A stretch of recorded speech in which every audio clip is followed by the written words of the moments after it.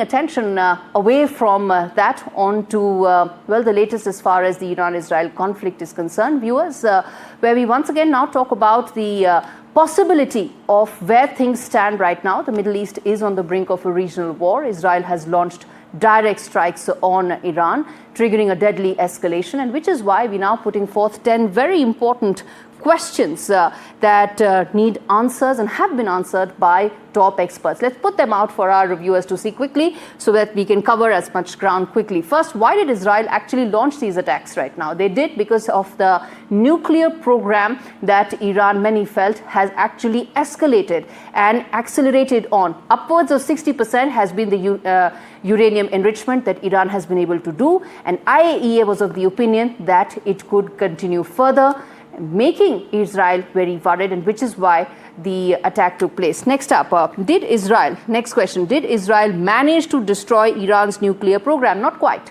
Not all of it has been completely destroyed. So one would say maybe the premise of these attacks should continue, but it's far more complicated than that, simply because some damage has been done. Some of the images that NDTV has been bringing out to you, the Maxar images, indicate that some damage has been done, providing the fact that yes, Israel's strikes have contributed to decimating the Iranian nuclear program, but not completely. Third, how has Iran responded? We've been talking about it. The ballistic missiles with which Iran has been responding to Israel has had a significant impact, but the real danger, of course, lies in terms of the proxy network that Iran runs in the entire region very successfully. Next, go to that. Are there health or environmental risks from nuclear side strikes? Yes, there are, but those are limited right now, not very pronounced at this stage. No radiation leak, and the IAEA has said that the Natanz site, which is the largest strike, was hit, but radiation levels are in fact stable. Let's move ahead to the other question, which is what does IAEA and international law actually say?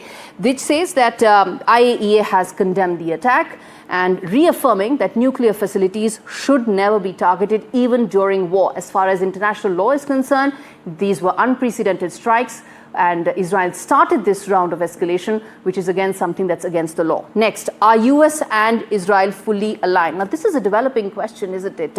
About 24 hours back, one would have said that maybe not fully, but as things stand right now, Donald Trump said unconditional surrender to the Iranian top supreme leader. So one would say probably as aligned as they could be. Next ahead, let's move ahead to what does this mean for the US-Iran nuclear deal? The deal was already deadlocked, and this war is likely to bury it further. Some believe that maybe Iran may come up with some sort of concessions to get back on the table to ensure that it could keep some of those strikes away.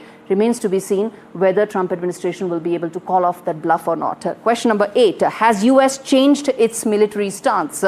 Yes, it has changed it fast, and Pentagon has moved huge refueling fleets into the region. One of the largest tanker deployments in peacetime, 2 aircraft carriers have also been positioned near the conflict. So this is again a developing aspect that you can see. US has changed its stance very quickly. Question 9, now what about Iran's proxies? They've been decimated quite significantly. They haven't been completely demolished. They still exist, but in a much weaker state. The proxies include Hamas, Hezbollah, the Houthis, and several others. The Israel strikes since 7th of October 2023 have significantly weakened them, but they still exist. Last and final question, how will Palestinians in Gaza be affected? Gaza war has now gone to the sidelines. It's not really being discussed as much as one would think it should be because of the humanitarian crisis it has now become. At the end of the day, Iran-Israel conflict is where all focus is. Gaza is unlikely to be a center stage on this going forward. Let me now